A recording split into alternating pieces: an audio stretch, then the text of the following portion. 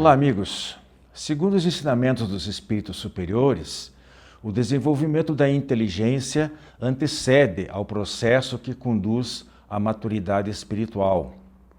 O indivíduo, para poder agir corretamente, precisa alcançar a compreensão do que é certo e o que é errado. Precisa de discernimento só proporcionado pelo uso pleno da razão. Em pleno terceiro milênio da era cristã, e contando-se cerca de 4.000 anos de uma civilização geral, a maioria dos seres humanos já se encontra apta a usar de seu livre-arbítrio de modo a fazer pender a balança de seus atos para o bem. Além do aprendizado obtido através das suas próprias experiências, por aqui já passaram muitos luminares, e ora eu me refiro somente àqueles da área da filosofia, da religião e do humanismo, que facilitaram nossa caminhada. Grandes sábios, poderosos guias espirituais, iluminaram as veredas humanas, embora nem sempre tenham sido devidamente ouvidos ou valorizados. Todos eles, e muitos outros milhares, talvez milhões, de espíritos mais adiantados que nós, trouxeram as suas contribuições. São semeadores do bem, da luz e da verdade. E nós, o que temos feito desses conhecimentos todos que poderiam poupar tanta dor e sofrimento?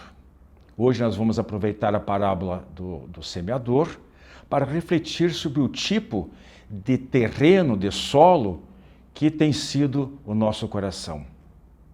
Para receber esses convites que visam, acima de tudo, a nossa felicidade. Allan Kardec e os espíritos superiores, por exemplo, recordando e ampliando os ensinamentos do Mestre Jesus, o maior daqueles luminares citados há pouco, o que temos feito de utilidade, de aplicação deste trabalho em conjunto, esse trabalho extraordinário de encarnados e desencarnados? Nossa mente, o nosso coração tem sido à beira do caminho, o terreno pedregoso, os espinheiros ou o solo bom que acolhe, que faz germinar e frutifica na proporção de 30, 60 ou até 100 para cada grão semeado do conhecimento da doutrina espírita que temos recebido. Este é o nosso tema livre de hoje.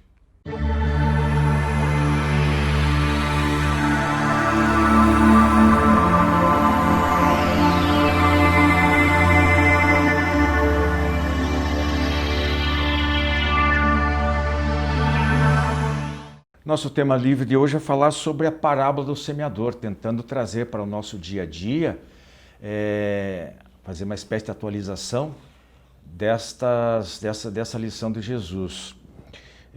Comigo aqui mais uma vez a Mariana e o Humberto.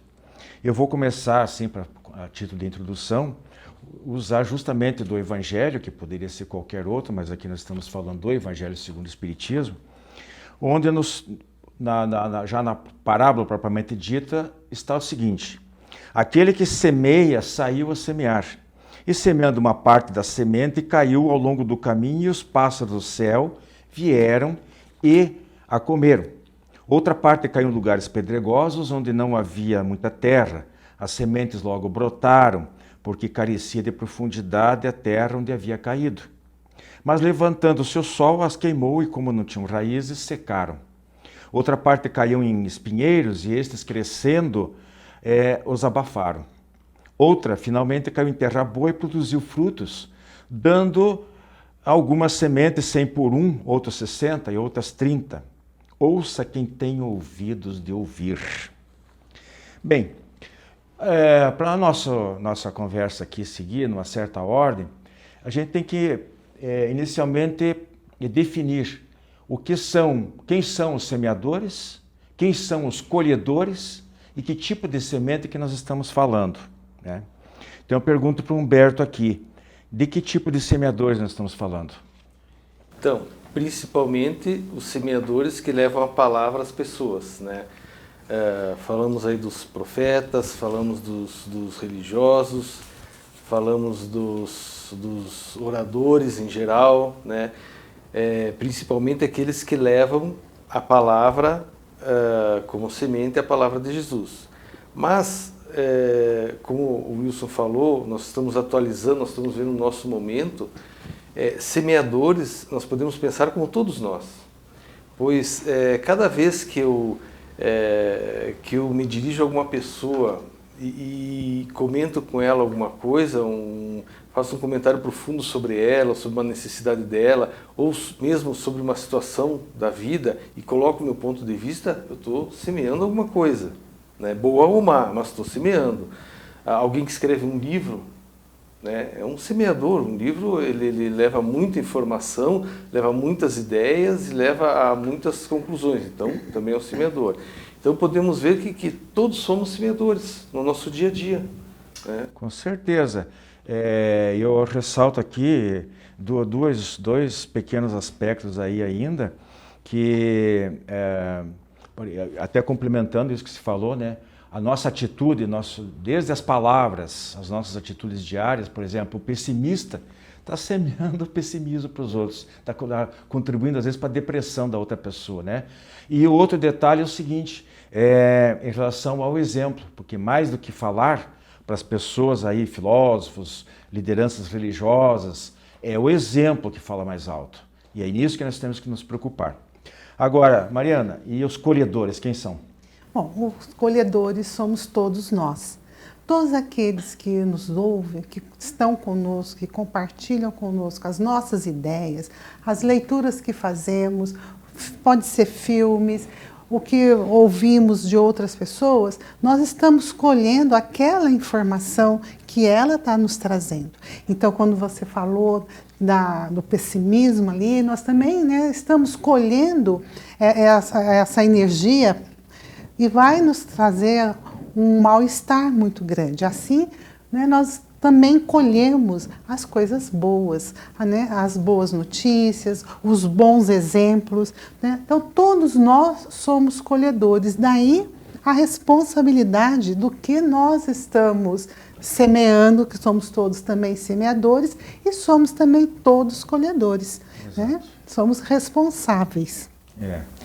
Nós somos eternos aprendizes, ninguém é dono da verdade, ninguém sabe tudo, muito pelo contrário, né? Então nós temos que nos colocar nos seus devidos lugares, e não é porque a pessoa às vezes está num lugar de destaque, numa circunstância muito especial, diferenciada, que ela necessariamente ela saiba, e como eu falei há pouco, e que principalmente ela age de acordo com o que ela fala, né? Então a gente tem que ficar muito atento sobre esse aspecto aí. Bem, então as sementes, a gente já falou até um pouquinho, né, sobre a qualidade das sementes. Tanto, ela colocou bem, temos que, o semeador tem que ter a responsabilidade pelo que ele semeia, e o colhedor também fazer a escolha adequada, para não ser surpreendido, não ser enganado, né? Jesus falou que se conhece os frutos pela árvore, uma árvore má não pode dar bons frutos, e nem vice-versa, né? Não se pode esperar a árvore boa não vai dar maus frutos, enfim. E aí a gente lembra de uma outra situação também, Humberto, quando Jesus fala lá num outro lugar sobre a separação do joio e do trigo, né? Então eu acho que é importante, por isso que nós falamos em espiritismo, a necessidade da fé raciocinada, né? Por quê? Porque ela vai ser o farol que vai nos iluminar, a lanterna, sei lá o que vai abrir a nossa mente para nós selecionarmos devidamente o que nós estamos absorvendo. A gente fala muito aqui, já em outros programas, sobre a internet, você falou de filmes, etc. Vem uma enxurrada, diariamente a gente recebe uma quantidade imensa de informações. Nós temos que ser seletivos. É a separação do joio do trigo, não é? Sim, perfeitamente isso, porque nós, dentro do nosso livre-arbítrio que nós carregamos, nós temos a liberdade de escolher que tipo de sementes eu vou alimentar o meu campo mental, não é verdade? Como você disse, a internet traz um monte de informações, mas o que me atrai, que tipo de semente que eu vou que eu vou colher para minha terra, né? Minha terra mental, meu coração. E então essa separação que a gente tem que aprender a fazer no nosso dia a dia, porque as sementes elas estão por aí, né? Estão todas sendo disseminadas, né, no nosso dia a dia, e nós que vamos fazer essa escolha, né? E com um detalhe que eu acho importante colocar, Wilson, que a gente está falando de sementes. E há uma lei também, uma lei divina, que todo semeador semeia à vontade, mas é obrigatório a colheita desses frutos semeados. Não é verdade? A gente tem falado aqui também, né, só para fazer também uma conexão aqui de assuntos. A gente falamos de pandemia em alguns programas atrás e tal, de que talvez isso tenha, e tem realmente, um caráter coletivo. Então cada um de nós é responsável individualmente, e daí as consequências, os efeitos dessas causas, desses atos, eles refletem a maior parte em nós mesmos, antes de atingir qualquer outra pessoa, né? Mas também tem aquela contribuição para o coletivo. Então, quando a humanidade é assolada por grandes catástrofes, por grandes turbulências morais, físicas, geológicas, de qualquer natureza, pode saber que tem uma pontinha do dedo de cada um. Mesmo que a gente veja, mas eu não tenho... Quando a gente elege um mal político, por exemplo, não é a culpa do outro. Até aquele que de repente não votou, que votou diferente, ele tem responsabilidade porque ele talvez tenha se omitido, ele não tenha esclarecido, ele tenha lavado as mãos, e aí por aí vai, né? E a gente lembra também, só para colocar aqui, e aí restringindo um pouquinho esse tipo de raciocínio nosso, em relação às religiões, né? Infelizmente, há muitas seitas, né? Uma proliferação de seitas onde há alguns espertalhões. E a gente não pode ser conivente com isso. E nós temos que ficar atentos para não sermos enganados, né? Tem muita gente mais preocupada em encher o próprio bolso de dinheiro do que realmente conduzir o rebanho, de levar para produzir a salvação das almas, como eles prometem. Ora, não existe, ninguém salva a vida de ninguém, vida espiritual, a alma. Cada um tem que salvar-se a si mesmo. Deus está sobre nós, né, onipotente e tudo, mas o trabalho é nosso. Então nós temos que ficar muito atentos também sobre isso aí. Sobre esse aspecto do semeador, Mariana e Humberto, nós temos que entender o seguinte: à primeira vista, quando você lê a parábola, dá a impressão que esse semeador ele foi negligente, porque ele saiu jogando semente para qualquer lugar, né? O bom agricultor, ele escolheu o terreno preparado, arado, bonitinho, né, de cultivo. Ele jogou a semente em espinheiro, jogou no meio de rochas, né? E aí teve aquelas razões que eu li lá no início da parábola de Jesus, e que elas não frutificaram. Mas, se a gente pensar um pouquinho melhor, se a gente se colocar como nós aqui do nosso lado, humildemente tentando transmitir uma informação, oferecer uma oportunidade que as pessoas reflitam um pouquinho melhor, né? Vocês vão ver que a gente, quando fala para quem está do outro lado, a gente não tem ideia quem e quantos serão atingidos, né? Então nós estamos fazendo o papel, nós estamos jogando semente ao léu quase. Quem pegar, pegou. Quem quiser aproveitar, aproveita. Quem não quiser, achar que não lhe convém, a gente não pode forçar. Mas a oportunidade está batendo a porta, né? A gente vai voltar nesse ponto aí daqui a pouquinho, vamos fazer um breakzinho e a gente volta em seguida. Clube do Livro Espírita de Curitiba. Mais de 2 décadas consolando corações, iluminando consciências. Associe-se e tenha o melhor da literatura espírita em sua casa. Descontos de até 60% no preço de capa e no primeiro ano ainda ganha uma assinatura grátis do jornal Comunicação Espírita. Associe-se agora e contribua para a manutenção deste programa.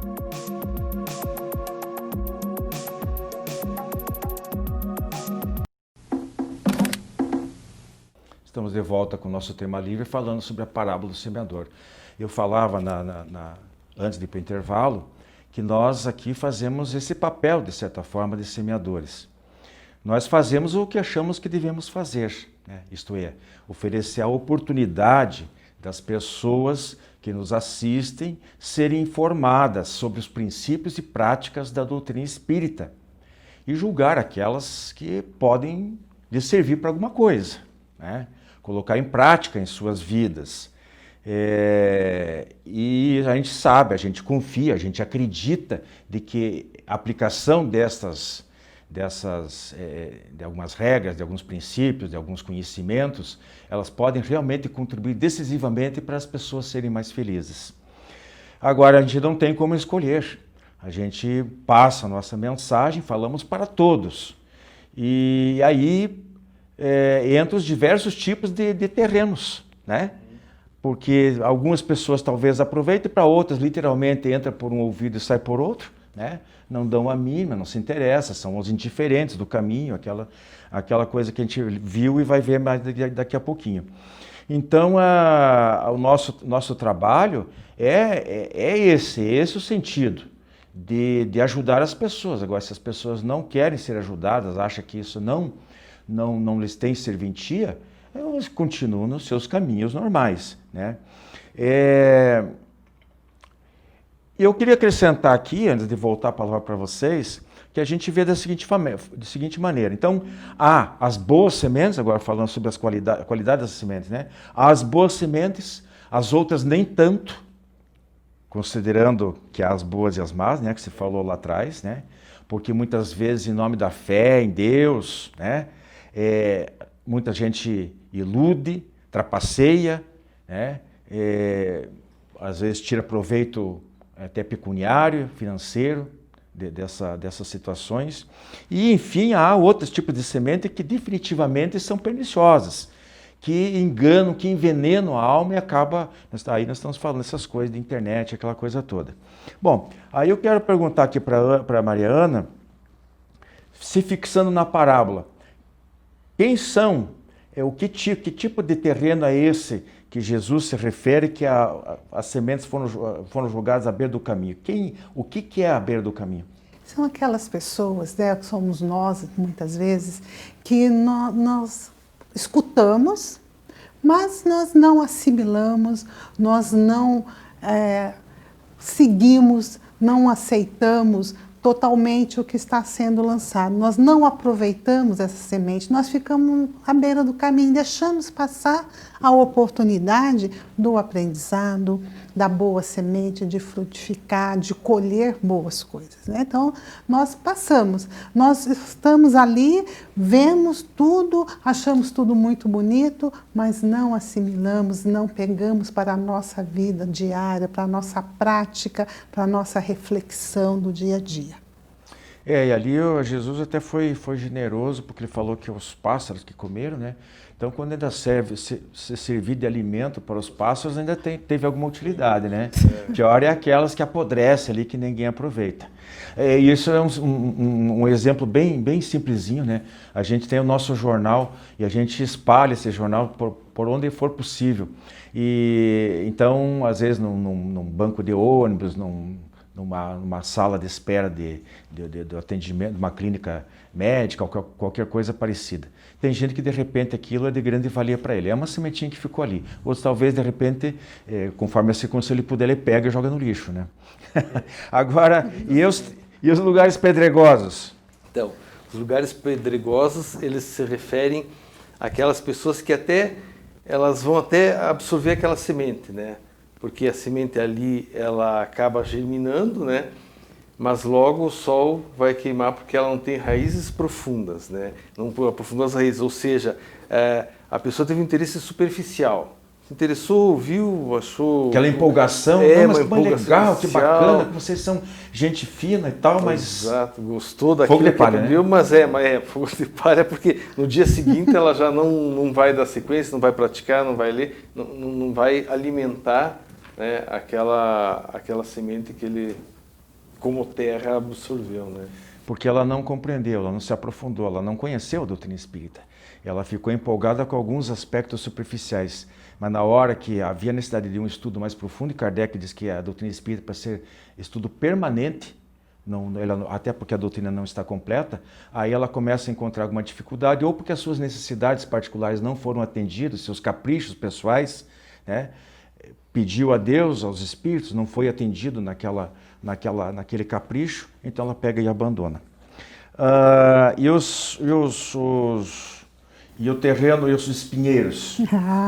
São aqueles que aceitam bem, se convencem da grandeza da doutrina, mas o desejo de continuar a aprender e cultivar as experiências, ela deixa por segundo plano, porque ela tem os interesses materiais.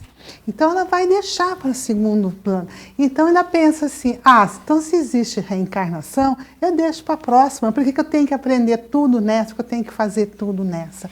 Esquece que a nossa evolução não acontece em pulos, né, em saltos. Então nós temos que começar a estudar, a cultivar, para que nós vamos assim cada vez mais, né, sendo colhedores, semeadores do bem e da verdade.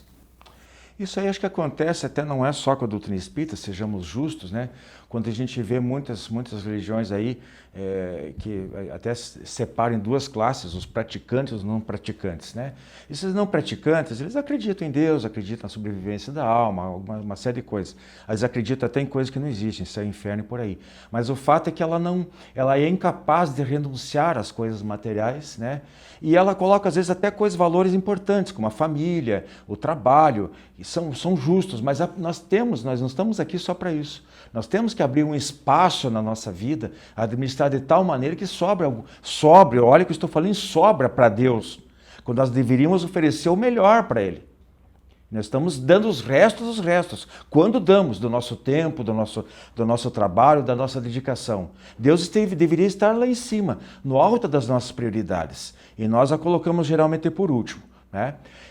Para fechar, e a boa terra?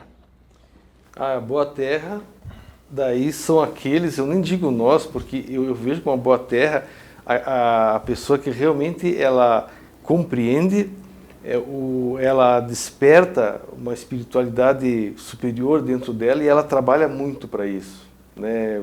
Porque mesmo eu me considero um espírita, eu leio, eu procuro fazer o melhor de mim, mas eu sei que é pouco, né? Então seríamos as boas terras, aqueles que estão caminhando, porque a gente está aqui para trabalhar, ninguém está aqui para ficar perfeito do dia para a noite. Mas a melhor terra, eu acho que são os poucos exemplos que a gente tem na humanidade, que são aqueles que realmente demonstraram como se trabalha, demonstraram uma dedicação muito, como você falou, colocando Deus em sua primeira prioridade, né? Nós estamos num nível ainda que, mas eu tenho meu trabalho, mas eu preciso cuidar disso, preciso cuidar daquilo, então faz parte do nosso grau evolutivo, a gente está nesse processo, né?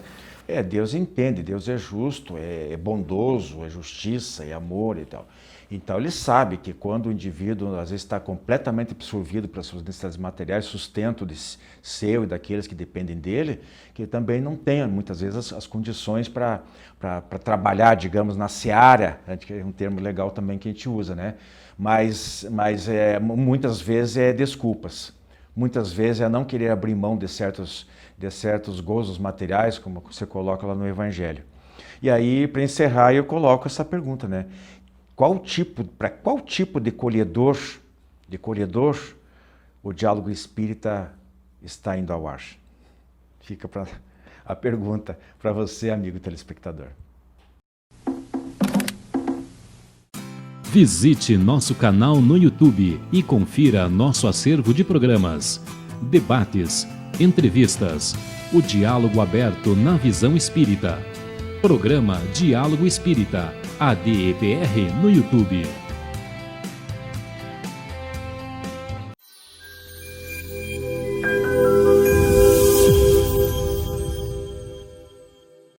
Olá, amigos! No quadro Fonte Allan Kardec de hoje, falaremos de um tema super importante que estamos vivenciando mesmo agora no momento presente, os infortúnios ocultos. Esse tema se encontra no Evangelho segundo o Espiritismo, no capítulo 13. Como sempre, eu vou ler uma parte para que a gente consiga fazer os comentários logo em seguida. Diz assim: a caridade se manifesta nas grandes calamidades, pois é então que se vêem impulsos generosos para reparar os desastres. Mas ao lado desses desastres generalizados, há milhões de desastres particulares que passam despercebidos, de pessoas que jazem num cômodo sem se lamentarem. São esses infortúnios discretos e ocultos que a verdadeira generosidade sabe descobrir, sem esperar que deles venha o pedido de assistência. Bem, o capítulo vai continuar relatando uma história de uma senhora que dirige-se com trajes modestos, vai até a casa de uma família para levar a essa família o conforto do alimento, da palavra amiga, da generosidade, do amparo. Essa senhora também leva consigo a sua filha, para que a filha, jovem, ainda moça, aprenda, né, a praticar a caridade sem esperar recompensa, aprenda a olhar o que está acontecendo. Então essa senhora, segundo o Evangelho, acaba fazendo a caridade da melhor forma, aquela que Jesus nos ensinou, que é fazer a caridade olhando de fato o que os irmãos precisam, porque muitos estão passando por dificuldades. Estamos vivendo hoje um momento muito preocupante e que várias pessoas no mundo estão adoecidas por conta do Covid. Muitas vezes essas famílias, essas pessoas que são até próximas, que nós conhecemos, são parentes, mesmo distantes, ou amigos, ou parentes de amigos, muitas vezes estão passando por dificuldades e a gente acaba não sabendo, né? Então, o Evangelho traz essa mensagem tão bonita para que a gente consiga olhar de verdade para aquilo que o nosso irmão precisa. São os infortúnios ocultos, são dificuldades que às vezes as pessoas não expressam. E aqui, claro, o Evangelho traz a questão da caridade, tanto a material quanto a moral. Mas no dia a dia, de acordo com o que nós vivenciamos, cada pessoa pode estar passando por algumas outras dificuldades. Por exemplo, uma pessoa que perdeu seu emprego, uma pessoa que adoeceu, que está com depressão, uma pessoa que está passando por um quadro ansioso, uma pessoa que sente medo, está morando sozinha, não tem os seus parentes próximos ou é solitária. São infortúnios ocultos, né? Muitas vezes nós moramos num prédio e nem sabemos quem são os nossos vizinhos. Nós não fazemos muitas vezes interação com as pessoas que convivem conosco ali naquele mesmo lugar. Muitas vezes nós passamos na rua, visitamos vários comércios, vamos ao mercado e estamos ali diante de uma pessoa e ela pode estar precisando de uma palavra amiga, de encorajamento, uma palavra que faça que ela se sinta melhor, confortável. Então aqui também entra essas pequenos atos de fraternidade, de amor, de caridade que o nosso Mestre nos trouxe. Os infortúnios ocultos muitas vezes também estão ligados às chagas que temos, ao egoísmo, ao orgulho, à vaidade. E para cada uma dessas dificuldades estamos aprendendo. Todos nós estamos nesse caminho. Todos nós precisamos dessa palavra amiga, desse conforto, desse amparo. Então vamos olhar o nosso irmão de verdade, com esse olhar atento, para que esses infortúnios não passem mais ocultos e que a gente possa estender o nosso amor, a nossa palavra amiga, sempre. Fiquem em paz, irmãos.